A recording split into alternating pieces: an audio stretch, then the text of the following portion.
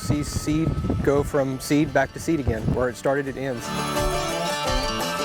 My name is Nelson Royce. I'm a farmer and seed dealer in Hondo, Texas. I'm the farm manager at Royce Farms and Royce Ag Services.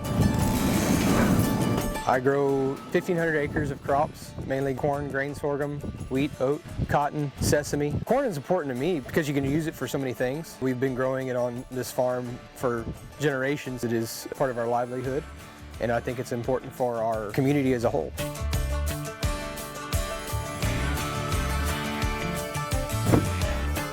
We use it for so many things. It's even in our cars now, ethanol being in gasoline.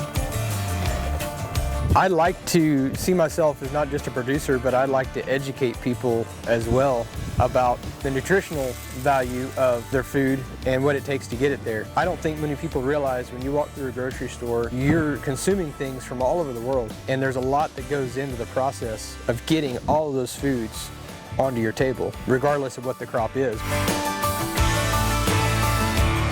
I can remember as a kid in the 80s, my dad had a tractor that was less than half this horsepower and half as big. So I have 12 rows on this planter. He was planting with a 6-row. And he didn't have a strip tiller. He had to plow 5 or 6 times to get the ground smooth and good enough to get a crop to grow in it.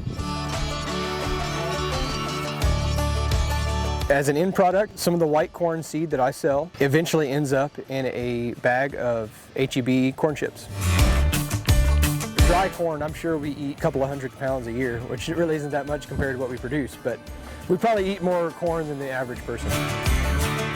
It is hooked to a planter that it talks to, basically, and it controls how much seed it's putting out, the depth at which it's putting the seed, and how much pressure it's putting down on the soil on top of that seed, because you don't want one plant to be planted shallow and be real loose and one to be real deep and packed real tight, because they're going to come up at different times and then they become a weed. You want the plants to grow in that row at the same time. You want each to produce to its maximum capability. My wife fixes it in casseroles, cornbread, corn tortillas, corn chips, fresh corn. I like cream corn. I like to mix it in stir-fry dishes.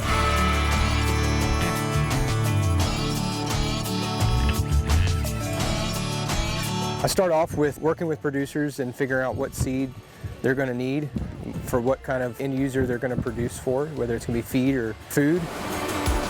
I do planting myself. I grow it, I harvest it, and then my brother and I store it in these bins, and then from there it'll be cleaned and then sent to the processor.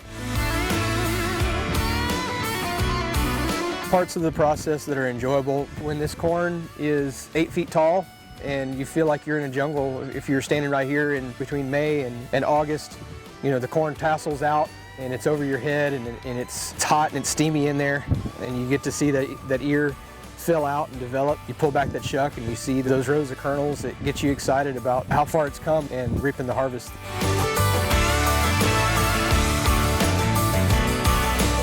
I have a responsibility to produce a crop, not just to feed my family, but to feed yours. I'm proud of what I do and glad to be here.